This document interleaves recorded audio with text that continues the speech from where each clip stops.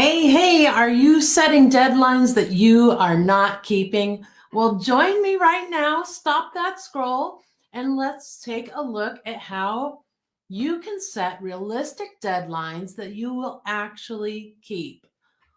All right, so let's get started. So, the first thing that you want to do to actually keep a deadline is to stop setting deadlines. I know that sounds really weird, but you really want to stop setting deadlines because most of the time, deadlines are arbitrary, right? They're arbitrary. You look at the time, you look at the calendar and you think, okay, I want to have this done on this date, and there's nothing to back that. It's only backed by your desire to have it done by that date. There's no other thing that is actually supporting that due date. And so instead of setting arbitrary deadlines based on desire, let's start looking at how you can set a goal date for yourself and then use estimates, scope, and schedule in order to keep that deadline. All right, so let's take a look. All right, so the first thing you want to look at is if you're not grouping your work into projects, you want to definitely group your work into projects, and you probably are doing that, um, in a way. You might not be doing it in a formal way, but you probably are doing it in a way, something like, I want to build my website. Well, that's kind of a big project, right? So if you have smaller projects with smaller milestones in there, that will help you start laying out that foundational framework that you need so you can actually set a timeline. Okay, so you want to look at that, and you want to, instead of just looking at the calendar and deciding on a date, let's start looking at all the things that you actually have to do in order to stand up your website for the first time, right? So you're going to need a domain name, and you're going to need to, learn how to use your software, and you're going to need, some copy that you're going to use in your homepage, right? Or your about section or whatever, right? So you're going to need all these pieces of the puzzle, and then you can compile it all into a website or a sales page or whatever it is that you're trying to do.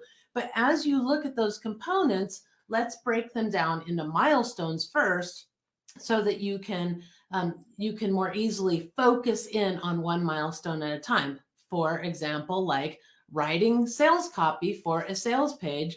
Well, instead of trying to write it while you're trying to build your page, instead just bust out a Word document and write your sales copy there and work on that, and make that one of your mini milestones, is to have that sales copy complete. And the work that's required to write sales copy, right? It doesn't just come out.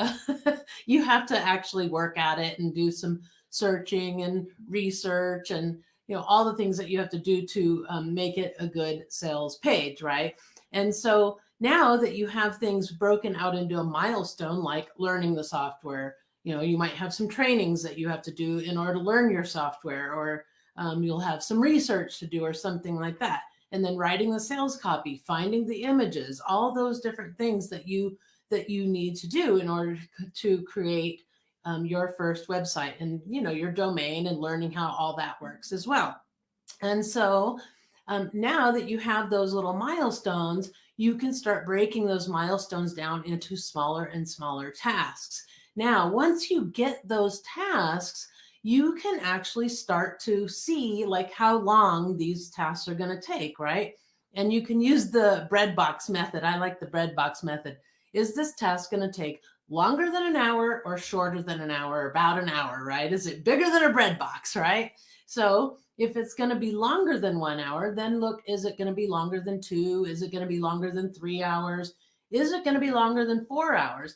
If it's going to be longer than 4 hours, you probably want to break it up into a couple of different tasks, like find a little mini milestone that's a good natural stopping point for you, so that you don't have to try to put everything into 1 4-hour workday, but also it gives you a natural stopping point so that it's easier for you to pick up where you left off when you come back to it at a later time, right?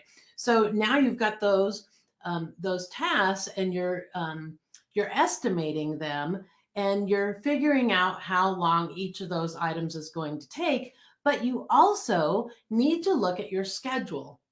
Now, when I talk about schedule, I'm not just talking about whether you have appointments or not, but I'm also talking about that quality of time. And if you've done my time blocking um, um, lead magnet, if you've actually downloaded that freebie, you know how to do time blocking, right? And how that quality of your time really, really matters. You can't have 10 hours of work that requires your full focus, undivided attention if you only have 4 hours of that time available to you in a week, right? If you only have 4 hours, then you can see it's going to take you about 2.5 weeks in order to get that thing done. So your schedule really matters, and the quality of the time that you have available to do those tasks. So as you make estimates, you can also put down whether it's a green time requirement or yellow time requirement, something like that, right? And then protect that green time, right? We've always talked about that. Protect that green time. And so then now that you have it broken into tasks and you've estimated how long, you kind of know what time blocks you have. Now you can start working that work into your sprints, right? So you look at a 2-week period. I love 2-week sprints because 2-week sprints allow you to have some flexibility. If you can't get to something, you don't have a lot of time one week, you might have a little more the next week. You can shuffle things around a little bit. You also have some weekends there if you need to put in a little weekend time. So think about that when you're laying out your sprints. So now that you've looked at that and you've looked at the quality of time, now you can start to prioritize. What are the things that you absolutely must have? What are the things that you need to have now in place before you can either do the next step, or you can't put your website out there if you don't have something specific like your domain, right? That would be one of the first things you probably want to do.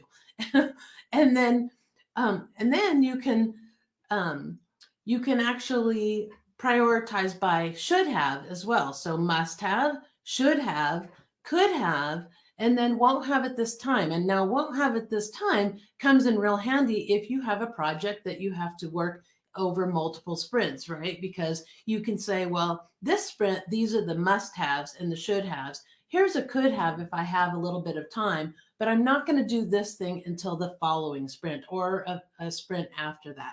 So you can start kind of mapping out when you're going to be able to do those things, because remember, we always have to keep all the balls in the air, right? So while you're working on projects, you're probably also working on content creation, maybe even creating a course or a lead magnet or something like that. And then, you're working on your social media, you're meeting with clients, you're maybe meeting with your coach or your whatever, and you have all these different things that you have to do in a week. And so it's really important for you to, one, block out time that you can work on your projects, and then map that project time out a little bit so that you can take the brain work out of it, right? And the guesswork out of it. So you don't have to plan every single day. Instead, you just plan out your sprint at the beginning. You put all the things that you need to do in your sprint, and then you begin working on that sprint. Now, one of the best ways that you can start managing to make sure you meet that deadline is you continuously prioritize. So if you get to the end of the first week of your sprint and you're not really on target, you feel like you're not going to make it, you can pull something out of that sprint. So one of those could haves might become a won't have at this time. And then you keep, you move it to the next sprint. Now, you might think, oh, well, that's just going to push you out even further. It's not. Remember, if you're a good scrummer, you're using the good enough principle. The good enough principle means that you build at least part of it, right? You get it out there. So all those could haves or those won't have at this time can be pushed out until your continuous improvement process starts. Because think about it, if you're building a web page, you're going to always be reviewing that web page and then updating it occasionally. One is you have to do that for Google, right? And two, you need to do that so it doesn't become stale, right? So you're going to always be reviewing your sales page or your course or whatever it is that you're doing. And so having a continuous improvement process built into your processes is going to help you, because then you can kind of let go of that perfectionism. If you don't have time to get all those things done, you can leave them till the continuous improvement process, and you can still get your work out there on time if you desire. You just have to make sure that you're doing the must haves first and foremost, right? Those must haves have to be done. The should haves, well, they should be done, but if they're not, it's not going to kill the whole entire project, right? So that is the idea of how Scrum works with the prioritization and the good enough principle, so that you can actually meet some deadlines and then use that continuous improvement to add features, fix bugs, and add new things to it, and do whatever you need to do. Maybe you needed to add one of those could haves in after you started your review process. So think about that, because the iPhone, remember, they didn't start with a front facing camera. They just had the regular camera, and it could make and receive calls, but they didn't have flash, they didn't have any of that stuff. And now the iPhone 13 Pro or whatever is what it is today. But in the when they were building the iPhone 1, well, they may have thought about all this stuff, this amazing stuff they were going to do with the iPhone, today in 2022, back in whatever it was, 2020 or whatever it was, when they 2000, maybe year 2000 or year 2010. I don't know when they came out with their iPhone, what the first year was. I can't remember, but think about that, right? They probably had a dream of what it would be, but they knew that they couldn't build the whole thing now, because one, they didn't have all the technology, they didn't have the skill set, and they didn't maybe have the right hardware at that time. And some of the stuff was undiscovered at that time, right? They hadn't discovered that technology yet. And so they really hadn't dreamed it up. But by building part of it, it opens up the next level of dreaming, right? It opens up the next level of dreaming. And that's exactly what you do with your own products and your own things, is you build it, you prove it, then that becomes your baseline, and you go to the next level and the next level and the next level, just like the iPhone, right? Adding features and all that stuff. So think about that. Think about your prioritization: must have, should have, could have, won't have at this time, and then adjust your sprints accordingly, so that you can still meet that deadline that you want to meet, but it's no longer arbitrary. You actually mapped it out based on your estimates, based on the priorities, and then you reduce the scope of your work down to whatever it is that you can actually feasibly do in the time that you've allotted for yourself. Okay, so I hope that helps you to get your deadlines, so that they're not so arbitrary. They're not based on emotions and desires, but they're based on estimates and scope and schedule, right? Then you'll have a much better chance of being successful at meeting your deadlines. All right, so check out my new blog post. I'll put it in the comments, and I will see you in the comments. Bye.